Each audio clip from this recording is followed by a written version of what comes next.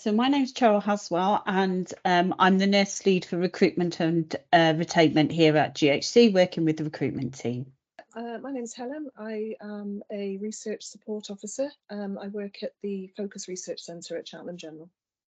So I'm Laura Whitcomb. I'm an occupational therapist and I work as an integrated respiratory practitioner in the Gloucestershire Respiratory Service. My name's Sam Lonnan. I was the infection prevention and control team lead before I then moved into the role of decontamination lead. We weren't testing for COVID at the time, but I had all the signs and symptoms of COVID sort of mid to late March 2020. And at the time we were nursing COVID patients in the community hospital where I was a matron. I caught COVID in May of 2022. I had general symptoms. I think nothing too major, flu-like muscle aches, fatigue. The fatigue was the worst thing.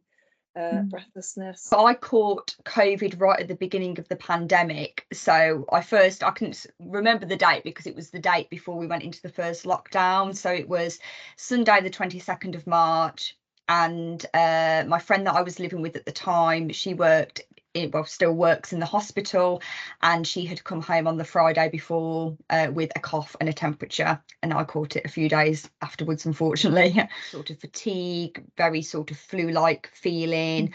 I had quite bad tension headaches, a sore throat, nausea, very, very weak, needing to sort of sleep a lot. It was very early in 2020. It was towards the end of March. So within the first 3 months, I think it was probably about the 23rd of March, I was actually in the control room and I didn't feel particularly well, but I didn't feel unwell. I just didn't feel quite right.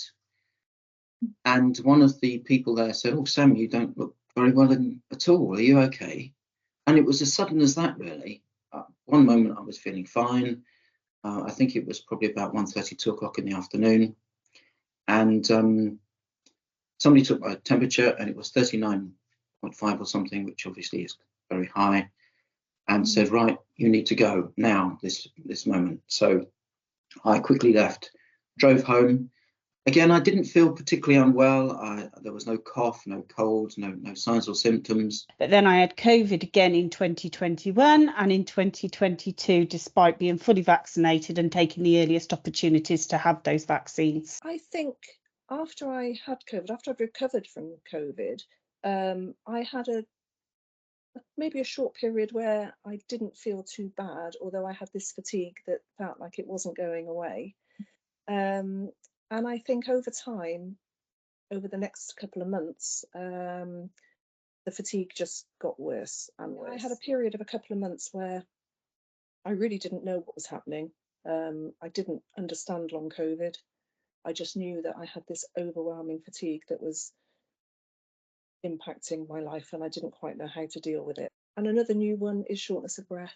I never had shortness of breath until probably a few months ago. A whole host of symptoms like I think we all have, really. I've had this experience of a week in sort of thinking that I was starting to get a bit better, and then a couple of days later was completely floored and felt even worse than I did at the beginning of when I was infected. And then I went back to work and just thought, like any other bug, I was starting to get better. So I was walking to work, started to go on some walks outside of work, do some exercise videos. And I think it was sort of after Easter then that I started to feel quite unwell again, and, you know, quite breathless as well, quite wiped out, and really, really just didn't understand what was going on. I used to go into work every day just feeling really, really unwell, really, really run down, really poorly, really achy, and couldn't really understand sort of why that was, you know, continuing. And it got to sort of February 2021 and I was just sort of housebound by this point and really, really struggling, and got sort of signed up with the Bristol chronic fatigue clinic that my GP had referred me to, and they just said, "Look, you just need to go off work now." And I had 2.5 years off that it took me to sort of get to a point where I could return. But unfortunately, instead of getting better, I became progressively more unwell, and so unwell that I did end up calling 111 and then they sent an ambulance out to me. They treated it very seriously indeed. I hadn't really had anything to eat or drink for probably about 36 hours at that point. I wasn't able to eat. I just had no appetite whatsoever. Even though I knew I should do, I just could not bring myself to. And hours and days just sort of slipped by. They hydrated, they gave me a bag of saline, they gave me painkillers because I was in significant pain. They gave me IV paracetamol and then sent me home again. The same thing happened again. They gave me painkillers, they gave me fluids, they gave me an antiemetic because I was being violently sick every time I tried to drink something, and gave me IV paracetamol and sent me home. I felt much, much better for about 5 or 6 hours, but then it was a rapid descent into being terribly unwell again. This time I think I lasted about 18 hours. And this time they did whisk me back in, kept me back in, and that was in Worcestershire Royal, where I was admitted to the COVID ward. And slowly but surely I began to get well. I got back to work for a phased return. It was a 1 day a week, and then it was 2 days a week.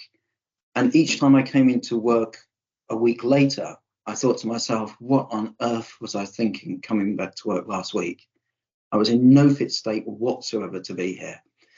And I felt like that for probably 6 or 8 weeks. Each time I'd look back on the week previously and think to myself, I shouldn't have been here really. I should have been getting well again.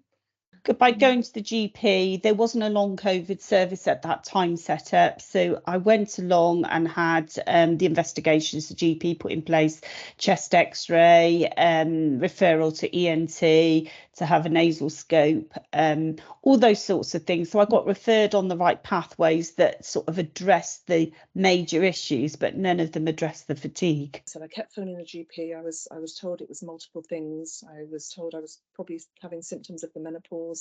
I was told I was depressed, all manner of things, and nothing that helped me come to the conclusion that it was long COVID. But I think from that point, from probably July, I was thinking, yeah, you know, this could be what it is. I had like endless calls with the GPs who, in all fairness, were like, yeah, we just don't know what it is, what to do. And I had to push to be referred to the Bristol ME survey. I went through the Working Well process where I had a number of interviews with one of their consultants. Yeah. I had bloods taken at my GP surgery, and they found out that my folic acid was virtually non-existent. So I was prescribed a high dose of folic acid. The first time it was formally mentioned to me was at my Working Well appointment in August. That was the end of August, and the lady said, yes, she said, you've got chronic fatigue syndrome, stroke ME, which is due to long COVID. And it was like a eureka moment. It wasn't until January when the long COVID clinic confirmed it then again, and then my GP sort of listened a little bit and was like, right, okay, yes. I actually managed to get an email from them and send it to my GP practice, and then of course once they realised that they would support me, they referred me, and yeah, it was them that gave me that diagnosis. And after the first assessment with them, you know, they'd written out like a proper, you know, letter to my doctor that sort of detailed what was going on with me, and I think it helped just to get that little bit of validation and support around that.